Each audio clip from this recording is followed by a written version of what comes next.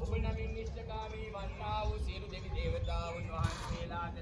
මා නමින් නිෂ්ඨකාමී වන්නා වූ සියලු දෙවි දේවතාවුන් වහන්සේලාට සිංගන්න තීර්ථමෙත වඩිවා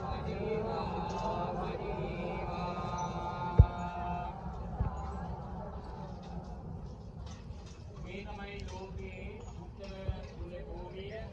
ඒ යම් ස්ථානයක භාග්‍යවතුන් වහන්සේගේ අබෑදීන ප්‍රමාණයේ ධාතුන් වහන්සේ නමක් වැඩ සිටිනවාද එතන ජීවමාන බුදුරජාණන් වහන්සේ වැඩ සිටිනවා හා සමානයි. එනම් මේ ඔබගෙන රැගෙන දාන වස්තුව පූජා කළේ සෑයකට නෙවෙයි ජීවමාන බුදුරජාණන් වහන්සේටයි.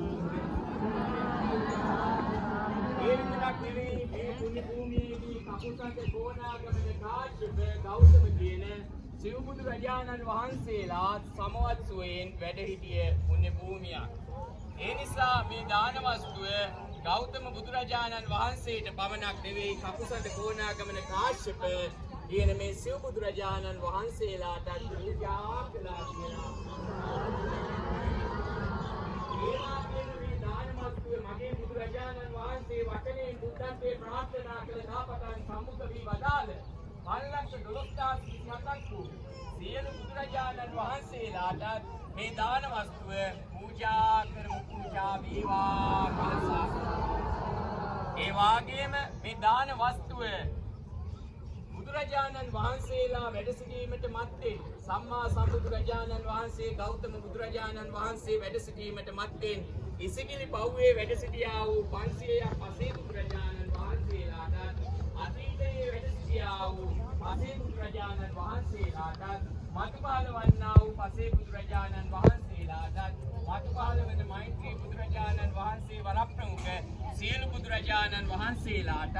සාරිපුත්ත මහරහතන් වහන්සේ මොග්ගල්ලාන මහරහතන් වහන්සේ මහා කාශ්‍යප මහරහතන් වහන්සේ සීවලී මහරහතන් වහන්සේ බක්කුල මහරහතන් වහන්සේ ආනන්ද මහරහතන් වහන්සේ ආදී කොට ඇත්තා වූ 80 මහා ශ්‍රාවකෝද මහා ශ්‍රාවකෝද ඒ රහත් මුනිවරයන් වහන්සේලාට ඒමා මහා තෙරණින් වහන්සේ සුත්තර වන්නා මහා තෙරණින් වහන්සේ යසෝදරා මහා තෙරණින් වහන්සේ මහා ප්‍රජාපති ගෞතමී තෙරණින් වහන්සේ වරප්‍රමුඛ මාළවී වදාළ සියලුම රහත් තෙරණින් වහන්සේලාට සියලු සම්මා සම්බුදු ශාසනවල පහළ වී වදාළ රහත් තෙරණින් වහන්සේලාට මතු පහළ වෙන රහත් තෙරණින් වහන්සේලාට කියන්නා වූ